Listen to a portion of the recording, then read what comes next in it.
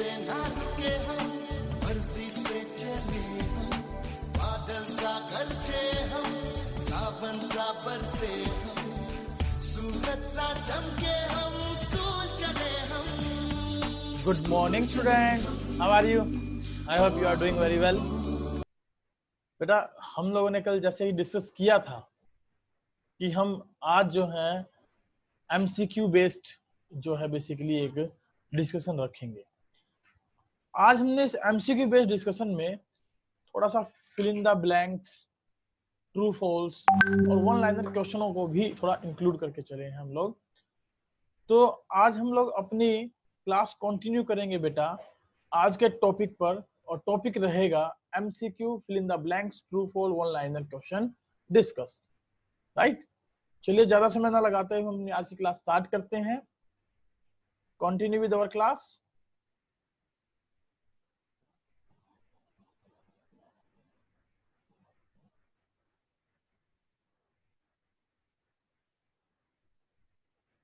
चलिए, chapter 1 nature and purpose of business, MCQ true false fill in the blanks, subject business study, class +1 commerce.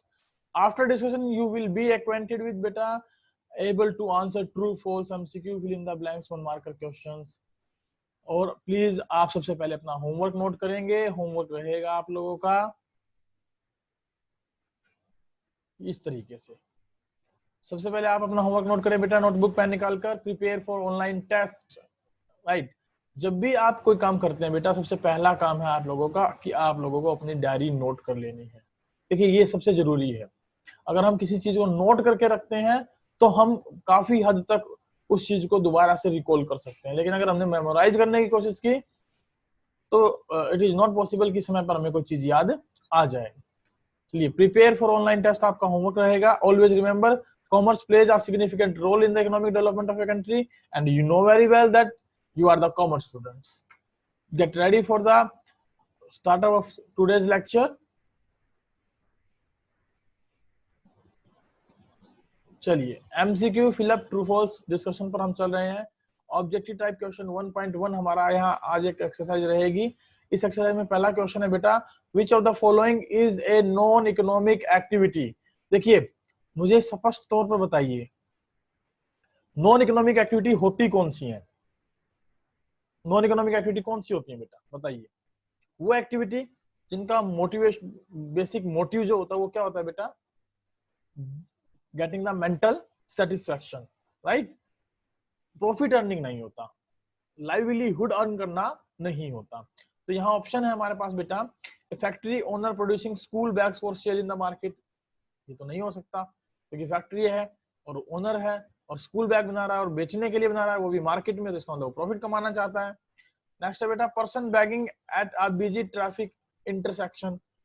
तो यहाँ पर अगर हम बात करें तो जो एक व्यक्ति है वो बेसिकली क्या कर रहा है बेटा, भीख मांग रहा है, कोई किसी प्रकार की कोई सर्विसेज एक्सचेंज नहीं कर रहा। हमने पढ़ा था ना बिजनेस के अंदर कि जो कोई एक्टिविटी जो होती है इकोनॉमिक एक्टिविटी, उसमें हम सर्विसेज और गुड्स को भी एक्सचेंज करते हैं। तो ये कोई सर्विस एक्सचेंज नहीं कर रहा। This can be answer, but चलिए आगे चलते हैं, देखते हैं और क्या क्या है हमारे पास। Services of a domestic help doing household chores at an employer's house.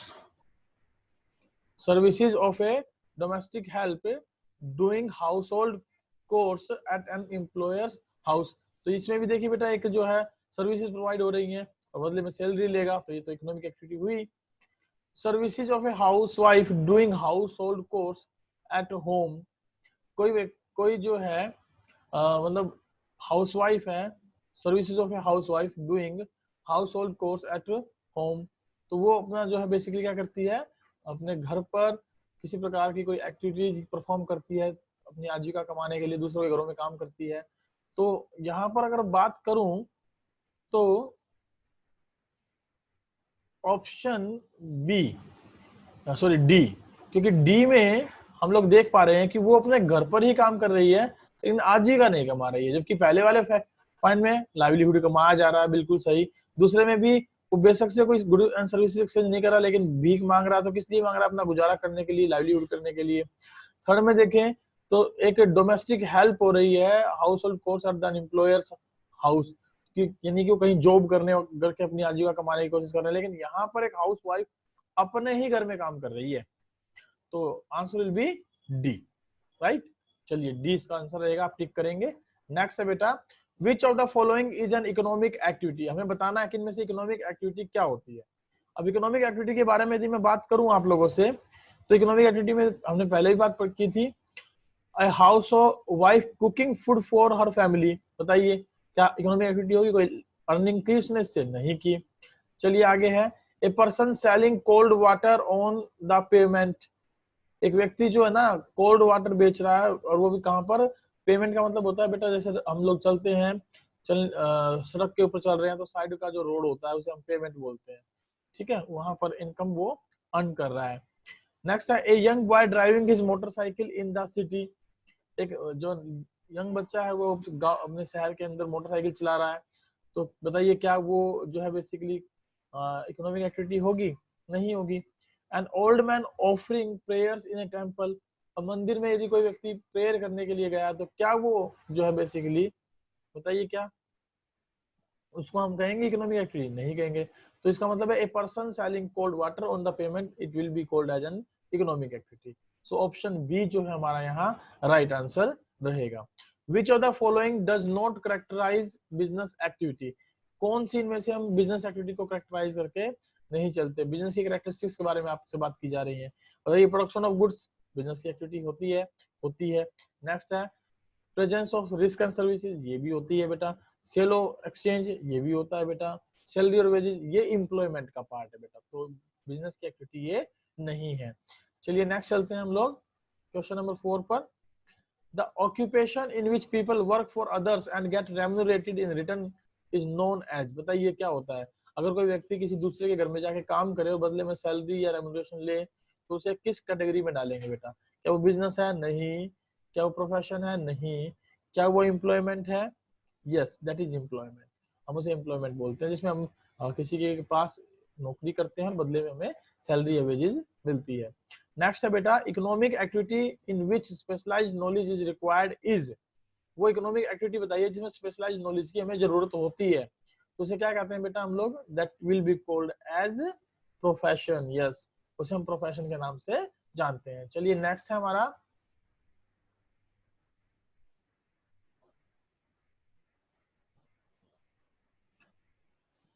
Next हम लोग डिस्कस कर रहे हैं बेटा,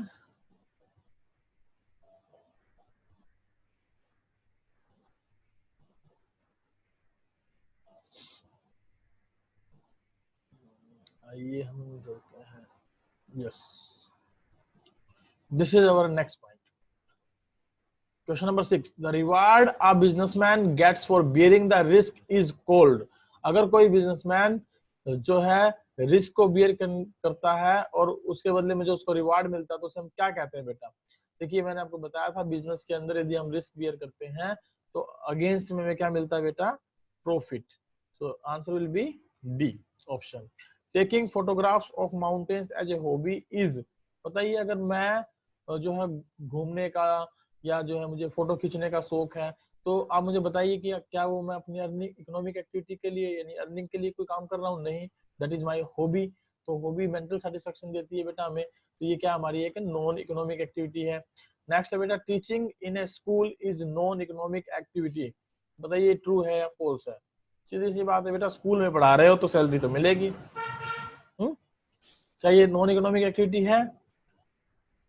बताइए। नहीं है, बिल्कुल नहीं है, ये नॉन इकोनॉमिक एक्टिविटी नहीं है, ये गलत है। Reason being it is an economic activity undertaken to earn money and to create wealth. ध्यान रखिए कि पैसा कमाने के लिए एक्टिविटी की जाती है, वेल्थ बनाने के लिए एक्टिविटी की जाती है, तो ये नॉन इकोनॉमिक एक्टिविटी नहीं है, तो answer will be false. Next है बेटा, business is an economic activity. It is true. आपको पता है कि बिजनेस का पर्पज ही लाइवलीहुड कमाना होता है, प्रॉफिट कमाना होता है, सर्विसेज देना होता है। नेक्स्ट है बेटा, sale of one's ancestor house will not fit into the description of a business. Ancestor होता है बेटा जो पूर्वजों का घर होता है ना, उसको यदि हम बेच दें तो बताइए क्या वो बिजनेस एक्टिविटी है? नहीं, क्योंकि वो रेगुलर एक्टिविटी ना है, हमने तो कोई पुरानी मकान जो है वो बेचा है, तो it will be true. Yes, इसने कहा ना कि वो बिजनेस में क्या शामिल हो नहीं हो, कि वो बिजनेस में शामिल नहीं होगा, इसने ऐसा कहा है, तो इसका मतलब ये स्टेटमेंट क्या है, ट्रू है। नेक्स्ट है बेटा, a business activity may be without a profit motive. A business activity जो है वो विदाउट प्रॉफिट मोटिव भी होती है। It is true or false. आप समझदार हैं बेटा, बिजनेस बिना प्रॉफिट के किया जा सकता है क्या? नहीं करते हैं बिल्कुल भी। तो ये फॉल्स स्टेटमेंट है। अगर रीजन जानना चाहें आप इसके लिए, तो रीजन क्या रहेगा, profit earning is the main objective of every business, right. चलिए, a housewife sell old newspapers for ₹100, is it a business activity or why? अगर एक हाउसवाइफ ओल्ड न्यूज़पेपर बेचती है, 100 रुपए के बेच दिए उसने, तो क्या वो बिजनेस एक्टिविटी है? बताइए, नहीं है। क्योंकि घर में अगर मान लीजिए मैंने सब्सक्रिप्शन ले रखा न्यूज़पेपर का और इकट्ठी हो गई है, जिसको हम रद्दी बोलते हैं, और रद्दी अगर हम बेच रहे हैं, तो क्या वो हमारी इकोनॉमिक एक्टिविटी होगी? नहीं, क्योंकि हमने कोई गुड्स और सर्विसेज तो ना प्रोवाइड किए उसके बदले में। चलिए, अगर इसके वाई पे अगर कंसंट्रेट करूं तो बेटा क्या होगा इसका answer, no, it is not a business activity because business involves dealing in goods or services on a regular or daily basis. Next है बेटा, if a person sells his or her domestic TV set at a profit, will it be considered as a business?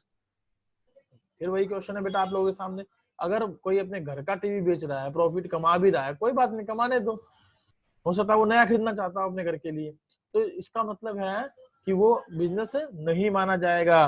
क्यों नहीं माना जाएगा? क्योंकि वो regular basis पे activity perform नहीं कर रहा है। क्वेश्चन नंबर 14 है बेटा, give an example of activity which is economic in one sense and non economic in other sense. आप इसके लिए कोई भी एग्जांपल ले सकते हैं, जैसे teacher teaching in school to the students and at home he is teaching his own son. तो ये क्या होगा बेटा, एक ऐसी एक्टिविटी जो इकोनॉमिक भी है एक सेंस में और दूसरे सेंस में नॉन इकोनॉमिक भी है। चलिए थोड़ा सा आगे बढ़ते हैं, क्वेश्चन को देखते हैं अपने। क्वेश्चन नंबर हम लोग पढ़ेंगे अब 15 पर। आइए, क्वेश्चन नंबर 15 हमें क्या कहता है, जरा देखते हैं। Ritika produces goods not for the purpose of sale but for personal consumption, will it be a business activity? Why? बताइए, रितिका गुड्स प्रोड्यूस कर रही है not for the purpose of sale, पर सेल करने के पर्पज से नहीं, पर्सनल कंजम्पशन के पर्पज से, तो क्या ये एक इकोनॉमिक एक्टिविटी होगी या बिजनेस एक्टिविटी होगी कि नहीं होगी? It will not be called as a business activity, क्योंकि हमने पढ़ा है कि बिजनेस एक्टिविटी केवल वही होती है इसमें हम गुड्स और सर्विसेज को एक्सचेंज करते हैं, राइट। तो पर्सनल कंजम्पशन के लिए यूज कर रही है, तो it will not be called as a business activity. Next है बेटा, Chhavi cooks food at home for her family but Sally cooks food and sell it to others in a restaurant, who is engaged in a business activity? सीधी सी बात है बेटा, सैली, छवि तो अपने घर में खाना बना रही है, और घर में खाना बना रही है तो उसको उससे मेंटल सेटिस्फेक्शन मिलता है, और सैली जो है वो बनाकर क्या कर रही है, रेस्टोरेंट में दूसरे लोगों को खाना बेच रही है, तो इसका मतलब Sally is engaged in business activity. चलिए नेक्स्ट है बेटा, blank is the primary objective of business. बताइए, बिजनेस का प्राइमरी ऑब्जेक्टिव क्या होता है? यस, बिजनेस का प्राइमरी ऑब्जेक्टिव क्या होता है बेटा? प्रॉफिट कमाना। चलिए आगे चलते हैं। Profit is the essential for covering blank of the business, every business must earn reasonable profit to. बताइए क्या लिखेंगे आप इसमें? प्रॉफिट जो है वो हम कमाते हैं, वो किस चीज के कवरेज की जो है ना अगेंस्ट में कमाते हैं बेटा? Basically cost and risk. अगर हम रिस्क नहीं उठाएंगे, अगर हम लागत या कोई चीज इन्वेस्ट नहीं करेंगे, तो उसके बदले में हमें प्रॉफिट कैसे हो सकता है? और every business must earn reasonable profit to survive and grow. Yes, survive and grow. Next है बेटा, a person repairs scooter on road side, how will you describe this activity? That will be called as business activity, no doubt, क्योंकि वो आजीविका कमाने के लिए ऐसा काम कर रहा है। 20th क्वेश्चन है बेटा हमारे पास, business activities are undertaken under conditions of uncertainty, which characteristic of business is highlighted in this statement? बताइए, अगर बिजनेस को हम अनसर्टेनिटी कंडीशंस में प्ले करते हैं, तो यहाँ पर बिजनेस की कौन सी कैरेक्टरिस्टिक निकल कर आती है? That is availability of the risk, element of the risk is available here. Question number 21 है बेटा, business is undertaken with the object of earning money, which characteristic of business is highlighted in this statement? हम अगर बात करें अगर किसी business का objective profit कमाना होता है तो किस कैरेक्टरिस्टिक को डिफाइन करता है? That is business is an economic activity. Next है बेटा, Nitin is a salesman and sells mobile phone on behalf of his employer. What will be his remuneration? That will be salary or wages, क्योंकि वो नौकरी कर रहा है employer के यहाँ, तो सैलरी मिलेगी या वेजेस मिलेगी उसको। नेक्स्ट है बेटा, which economic activity requires minimum academic and other qualification? That is very simple, profession, क्योंकि उसको मिनिमम रिक्वायरमेंट होती है एकेडमिक और अदर क्वालिफिकेशंस की। नेक्स्ट है बेटा, a hawker sells toys for children, how will you describe this activity? This is will be called as a business activity, क्योंकि वो अपनी आजीविका कमाने के लिए क्या कर रहा है? टॉयज बेच रहा है। नेक्स्ट बेटा, name the type of economic activity wherein a doctor operates his clinic. बताइए, अगर कोई जो है डॉक्टर अपना क्लिनिक ऑपरेट कर रहा है तो उसे हम क्या कहेंगे? That he is in profession, right. Next है बेटा, नेक्स्ट क्वेश्चन हमारे पास, question number 26। Name the economic activities which is conducted by a person having some special knowledge and skills which is used to serve different sections of the society। बताइए, अगर कोई व्यक्ति ऐसी economic activity perform कर रहा है जिसमें कि उसको स्पेशल नॉलेज भी है, स्किल्स भी है, और वो सोसाइटी के डिफरेंट सेक्शंस को सर्विसेज भी प्रोवाइड कर रहा है, तो वो किस बिजनेस एक्टिविटी में, किस प्रकार की एक्टिविटी में वो इन्वॉल्व है बेटा? That he will be involve in the profession, right. चलिए नेक्स्ट है हमारे पास, देखिए ये थोड़े से स्किल्स हैं, मेथड्स हैं, how we can deal with the risk. तो आप इस पूरे पेज को शायद आई होप सो देख पा रहे होंगे। देखिए, methods of dealing with risk, ये पेज आप लोगों ने खुद से पढ़ लेना है बेटा। यहाँ डिफरेंट डिफरेंट मेथड्स बताए गए हैं, कैसे हम उसको जो रिस्क को कवर कर सकते हैं, कैसे उनके साथ डील कर सकते हैं। अगर मैं बात करूं तो देखिए, रिस्क आइडेंटिफिकेशन सबसे पहले रहेगा, फिर रिस्क असेसमेंट, इंश्योरेंस पॉलिसी और कंसल्टेशन टू रिस्क मैनेजमेंट।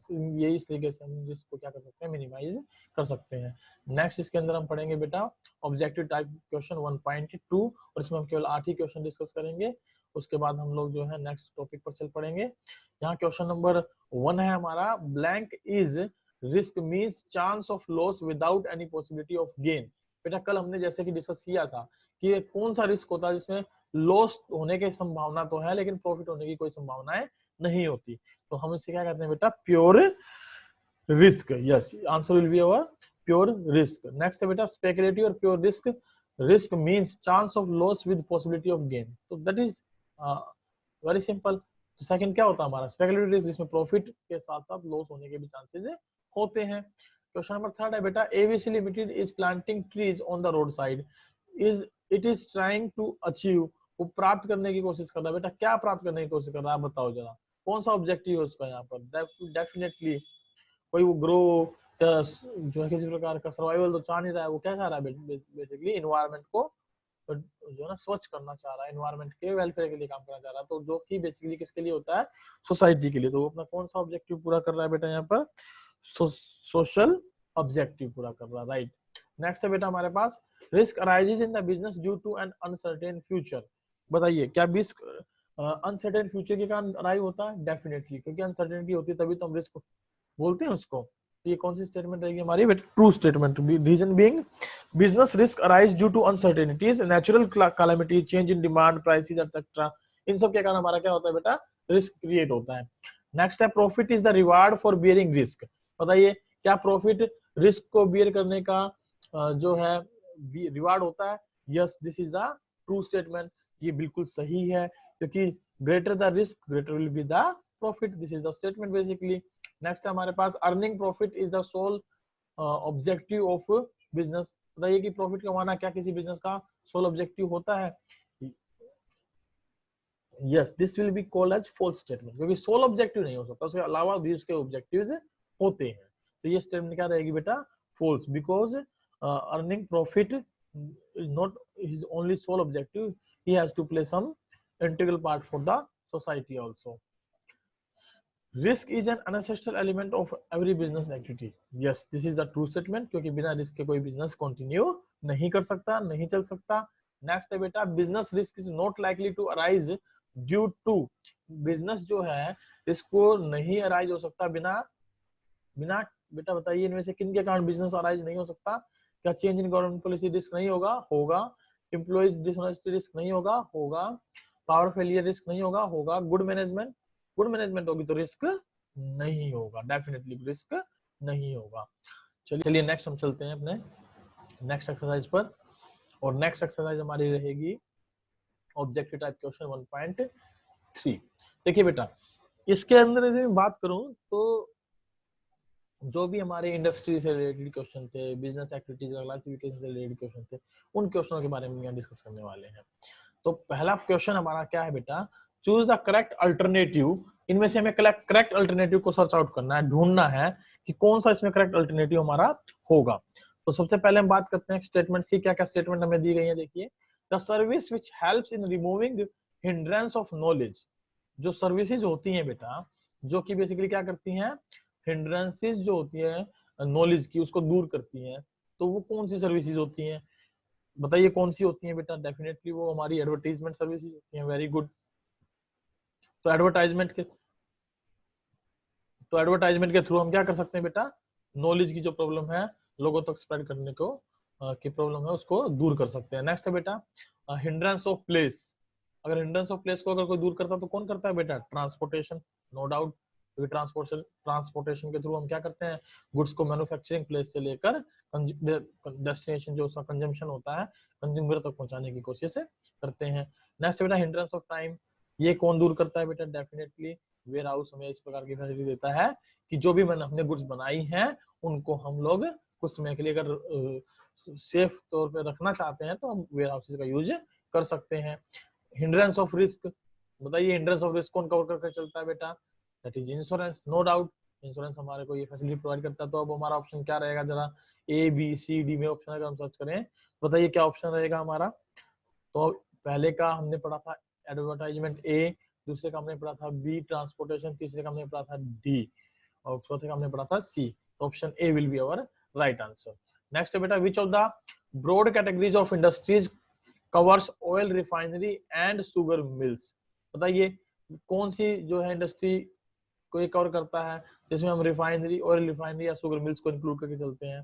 तो क्या ये प्राइमरी इंडस्ट्री होगी? बिल्कुल नहीं। क्या टर्शरी इंडस्ट्री होगी? नहीं, उसमें सर्विसेज आती हैं।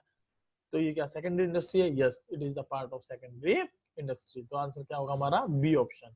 नेक्स्ट है बेटा, which of the following can not be classified as an auxiliaries to trade. बताइए इसमें ऑक्सिलरीज टू ट्रेड किसको नहीं बता सकते? बेटा माइनिंग जो है वो हमारी प्राइमरी इंडस्ट्री का पार्ट है, तो वो सर्विस इंडस्ट्री में नहीं आता, और ऑक्सिलरीज टू ट्रेड में जनरली वो सारी चीजें आती है जो सर्विस इंडस्ट्री में इंक्लूड की जाती है। तो इंश्योरेंस, ट्रांसपोर्ट और वेयर हाउसिंग तो क्या है, ऑक्सिलरीज टू ट्रेड है, लेकिन माइनिंग ऑक्सिलरीज टू ट्रेड नहीं है। तो ऑप्शन ए जो है इसका हमारा राइट आंसर रहेगा। नेक्स्ट है the industries which provide support services to other industries are known as. बताइए जो दूसरी इंडस्ट्रीज को सपोर्ट सर्विस देते हैं तो उसे क्या कहते हैं बेटा? क्वेश्चन नंबर 4 का हमारा ऑप्शन रहेगा डी, क्योंकि टर्शरी इंडस्ट्रीज वो इंडस्ट्रीज होती हैं जो प्राइमरी और सेकेंडरी इंडस्ट्रीज को सपोर्ट सर्विसेज प्रोवाइड करती है। फिफ्थ है बेटा, fishing is what type of industry. बताइए फिशिंग कौन सी इंडस्ट्री है? बड़ा आसान सा क्वेश्चन है, आप आंसर दे सकते हैं। यस, ए प्राइमरी इंडस्ट्री, क्योंकि हम इसमें क्या करते हैं बेटा, जो मछली पालन करते हैं वो हमारा एक प्रकार का जेनेटिक इंडस्ट्री का पार्ट माना जाता है प्राइमरी इंडस्ट्री के अंदर। तो ये हमारी प्राइमरी इंडस्ट्री का पार्ट है। नेक्स्ट क्वेश्चन है बेटा, industry and commerce are interchangeable terms. बताइए क्या इंडस्ट्री और कॉमर्स को हम इंटरचेंज कर सकते हैं? बिल्कुल नहीं, क्योंकि इंडस्ट्री में तो हम क्या करते हैं, गुड्स का मैन्युफैक्चर करते हैं। कॉमर्स क्या करता है बेटा? उन गुड्स को कंज्यूमर तक पहुंचाने का काम करता है। तो this statement will be called as false statement. Industry refers to an economic activity which are connected with the conversion of resources into useful goods, while commerce includes all those activities which are necessary for facilitating the exchange of goods and services. अगर हम इसका reason जानना चाहें तो ये इसका reason रहेगा हमारे सामने। चलिए नेक्स्ट क्वेश्चन पर हम चलते हैं।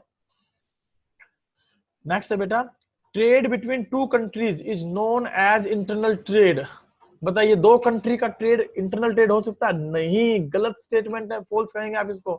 इंटरनल ट्रेड कौन सा होता है? जो विद इन द कंट्रीज होता है। अगर हम आउटसाइड द कंट्रीज अगर ट्रेड कर रहे हैं तो वो क्या कहलाता है बेटा? External trade, right. तो इस स्टेटमेंट फॉल्स रहेगी। Conversion of cotton into cloth is an example of genetic industry. My God, बताइए क्या ये क्वेश्चन सही है? बिल्कुल नहीं, क्योंकि गलत है ये स्टेटमेंट। कॉटन इंडस्ट्री से अगर हम कॉटन से बात करें कि क्लोथ बनाएंगे तो हम क्या कर रहे हैं बेटा, मैन्युफैक्चरिंग कर रहे हैं। तो जेनेटिक इंडस्ट्री में आ सकता है। जेनेटिक इंडस्ट्री में क्या आता है बेसिकली, हम जो है प्राइमरी जो स्पीसीज होती है उनको हम कंजर्व करके चलते हैं, बचा कर चलते हैं। और यहाँ कॉटन से अगर हम क्लोथ बना रहे हैं तो ये कौन सी इंडस्ट्री का पार्ट है हमारा, मैन्युफैक्चरिंग इंडस्ट्री का। तो स्टेटमेंट क्या है हमारी बेटा, फॉल्स स्टेटमेंट है। नेक्स्ट में चलिए, name the business activity which is concerned with conversion of resources into useful products. बताइए कौन सी एक्टिविटी होती है, अभी मैंने मीनिंग भी बताया था ऊपर जो पढ़ा था हमने, तो इसको बोलते हैं बेटा इंडस्ट्रीज, राइट। क्वेश्चन नंबर 10 है, name the category of industry which involves breeding और reproduction of plants and animals. तो ये कौन सी इंडस्ट्री का पार्ट है बेटा, प्राइमरी इंडस्ट्री का। और प्राइमरी में भी कौन सी, जेनेटिक इंडस्ट्री। Very good. चलिए क्वेश्चन नंबर 11 पर, name the manufacturing industry in which TV sets और कंप्यूटर्स आर प्रोड्यूस्ड। तो बताइए कौन सी इंडस्ट्री है ये हमारी, इसमें टीवी सेट्स वगैरह बनाते हैं। तो it is a part of secondary industry. But secondary industry में कौन सी, कई प्रकार की इंडस्ट्रीज है ना, बेसिकली दो हम इंडस्ट्रीज में बांटते हैं, तो मैन्युफैक्चरिंग और एक प्रोडक्शन कंस्ट्रक्शन इंडस्ट्रीज। तो मैन्युफैक्चरिंग इंडस्ट्री में भी ये कौन सी इंडस्ट्री हमारी बेटा, assembling industry. Very good, assembling industry का ये पार्ट है। नेक्स्ट है हमारे पास क्वेश्चन नंबर, हम लोग थे क्वेश्चन नंबर 12 पर, name the auxiliaries to trade which removes the hindrance of time. Time की समस्या को कौन दूर करता है बेटा, बताइए। Warehousing, no doubt, warehouse time की समस्या को दूर करता है। स्टोरेज कह सकते हैं आप लोग इसके लिए। क्वेश्चन नंबर 13 है, name the auxiliaries to trade which removes the hindrance of exchange. अगर एक्सचेंज की समस्या को कौन दूर करता है बेटा, बताओ जरा। अगर एक्सचेंज की समस्या के बारे में अगर मैं बात करूं तो मैंने डिस्कस किया था आप लोगों से, that is banking and finance. क्योंकि हम यहाँ मॉनेटरी टर्म में बात कर रहे हैं, एक्सचेंज का मतलब क्या है हमारा, मॉनेटरी टर्म। तो हम यहाँ बैंकिंग और फाइनेंस को यूज कर सकते हैं। और अगर मैं बात करूँ उसको एक्सचेंज को ट्रेड के फॉर्मेट में, यानी गुड्स को एक जगह से दूसरी जगह पहुंचाने के फॉर्मेट में, तो हम ट्रेड भी हम यूज कर सकते हैं। लेकिन एग्जैक्ट आंसर क्या रहेगा बेटा, बैंकिंग एंड फाइनेंस। नेक्स्ट है, name the commercial activity that removes the hindrance of knowledge. तो that is advertisement. No doubt advertisement हमारी मदद करती है नॉलेज, जो हम नई नई गुड्स लेकर आते हैं तो उनको कंज्यूमर तक पहुंचाने में, कंज्यूमर तक उनको ले जाने में। Why do we insure goods, बताइए हम गुड्स का इंश्योरेंस क्यों कराते हैं, to cover up the risk. Very good, to cover up the risk. Question number 16 है, name the type of manufacturing industry in which one material is separated into several useful products. इसको हम क्या कहेंगे बेटा, processing industry. इसको हम क्या कहेंगे, ये होगा हमारा एनालिटिकल इंडस्ट्री का पार्ट। किसका पार्ट, एनालिटिकल इंडस्ट्री का पार्ट। और क्वेश्चन नंबर 17 जो है, इसमें 2 और मोर जो प्रोडक्ट को हम लेकर प्रोडक्ट को मैन्युफैक्चर करते हैं, तो वो हमारा किसका पार्ट होगा बेटा, सिंथेटिक इंडस्ट्री का। और क्वेश्चन नंबर 18 है, name the type of manufacturing industry wherein a finished product is produced through successive stages. अगर उसमें स्टेजेस की बात करें तो वो हमारा क्या होगा बेटा, प्रोसेसिंग इंडस्ट्री। इसमें हम स्टेप बाय स्टेप काम करते हैं, वो हमारा क्या कहलाता है बेटा, progressive processing industry. Question number 19 है, is furniture making a manufacturing industry. Why, क्या फर्नीचर बनाना एक मैन्युफैक्चरिंग इंडस्ट्री है, बताइए क्यों है। क्वेश्चन नंबर 19 की बात करें तो यस, क्योंकि हम इसमें क्या करते हैं बेटा, manufacturing industry convert raw materials into semi finished goods और semi finished goods into finished goods. तो इसलिए इसको हम क्या कहेंगे, it is a part of manufacturing industry. Question number 20 है, blank industries provide support services to primary and secondary industries. ऊपर करके आए थे बेटा, टर्सरी इंडस्ट्रीज जो है वो बेसिकली प्राइमरी और सेकेंडरी इंडस्ट्रीज को सपोर्ट करके चलती हैं। क्वेश्चन नंबर 21 है, why is mining called a primary industry.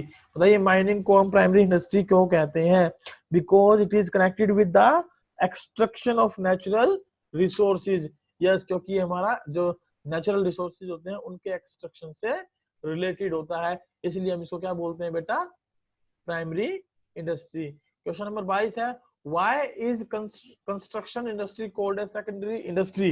बताइए कंस्ट्रक्शन इंडस्ट्री को आप सेकेंडरी इंडस्ट्री क्यों कहते हैं, because the industry is engaged in construction of building, bridges or road using bricks, sand, cement, iron, steel, wires, which are basically natural resources। तो इनके आधार पर हम इसको बनाकर चलते हैं, तो इनसे हम क्या कर रहे हैं, एक नेक्स्ट सेकंड या फिनिश गुड्स तैयार कर रहे हैं। तो अगर हम इस तरीके का एक्टिविटी परफॉर्म करते हैं तो क्या कहते हैं बेटा, that will be called as construction industry. Next है question number 23, why is insurance known as tertiary industry? बताइए क्यों कहलाता है? Because it helps to remove the hindrance of risk और loss or damages of goods due to theft, fire and accident. That's why it is called as a part of our tertiary industry. चलिए next चलते हैं हम लोग अपने questions पर। Next है हमारे पास blank facilitates buying and selling of goods and services. तो कौन हमें फैसिलिटेट करता है बेटा? बेसिकली कॉमर्स में वो सारी एक्टिविटी इन्वॉल्व होती है, कॉमर्स में भी क्या ऑक्सिलरीज टू ट्रेड। नेक्स्ट है बेटा manufacturing industries are known as secondary industries because they convert the raw materials or semi finished products into finished product, for example timber into furniture. Next है बेटा banking is called a tertiary industries because it helps to provide the funds to the businessman. Next हम चलते हैं बेटा, next हमारे पास question number 27 है। Question number 27 की हम बात करें तो blank is concern with holding goods in stock for sale in future. तो बताइए क्या होगा बेटा? जो गुड्स को स्टॉक करने की हमें फैसिलिटी प्रोवाइड करे तो उसके क्या कहते हैं बेटा? Where housing. क्वेश्चन नंबर 28 है involves movement of goods from one place to another place. तो कौन मदद करता है इसमें बेटा? हमारी ट्रांसपोर्टेशन। क्वेश्चन नंबर 29 को अगर डिस्कस करें तो क्या है बेटा? Is daring is a genetic और एन एक्सट्रैक्टिव इंडस्ट्री। व्हाई बेटा? डेफिनेटली जेनेटिक इंडस्ट्री का पार्ट है क्योंकि इसमें हम क्या करते हैं? ब्रीडिंग और रिप्रोडक्शन ऑफ एनिमल्स करते हैं। क्वेश्चन नंबर 30 है मैच द फॉलोइंग। हमें इसमें मैच करके बताने हैं बेटा कि हमारे कौन कौन से आंसर सही रहेंगे। पहला ऑप्शन है the trade in which goods are bought from other countries. बताओ ऐसे ट्रेड को आप लोग क्या कहते हैं कि हम दूसरी कंट्री से सामान खरीदें? Definitely that is import trade. Next है economic activities concerned with extraction, production, processing, fabrication of the products. बताइए इसे क्या कहेंगे बेटा? Economic activity concerned with extraction, production और प्रोसेसिंग। तो इंडस्ट्री का पार्ट होता है बेटा, तो उसे हम क्या कहेंगे बेटा? इंडस्ट्री। और नेक्स्ट है the trade in which goods are imported और exported to some other country, that is entrepot trade, no doubt. Next है the branch of commerce which removes the hindrance of time, that is warehousing. Yes, this is all about our today's topic. और हमने जो इसमें basically discussion किया वो क्या discuss किया बेटा? चलिए थोड़ा सा कन्वर्सेशन कर लेते हैं बेटा। बेसिकली हमने जो आज डिस्कशन किया उस डिस्कशन में हमारा क्या था? हमारा था कि कैसे हम MCQ questions fill in the blanks को हम जो है ट्रीट कर सकते हैं, कैसे उनके हम आंसर दे सकते हैं। और ध्यान रखिएगा कि जब भी आप लोग एमसीक्यू को अटेम्प्ट करें तो आपको कंसेप्ट जरूर क्लियर हो, कंसेप्ट्स को एक बार थोड़ा रीडिंग करें। और जैसा कि मैंने आपको बताया था कल हम इसका एक ऑनलाइन टेस्ट रखेंगे, मैं आप लोगों के पास एक लिंक शेयर करूंगा, आप लोगों को उसमें अपने रिस्पॉन्सेज फिल करने हैं और साथ साथ आपको ये भी पता लग जाएगा कि आपको कितने मार्क्स अवार्ड हुए हैं और आपको रैंकिंग क्या आई है, फर्स्ट, सेकंड, थर्ड या फोर्थ रैंक पर आप रहे हैं। चलिए this is all about our today's topic. Thank you very much. I hope you have understood all the things very clearly. Next जो क्लास हमारी रहेगी बेटा वो रहेगी basically history of the commerce से रिलेटेड, राइट? चलिए थैंक यू।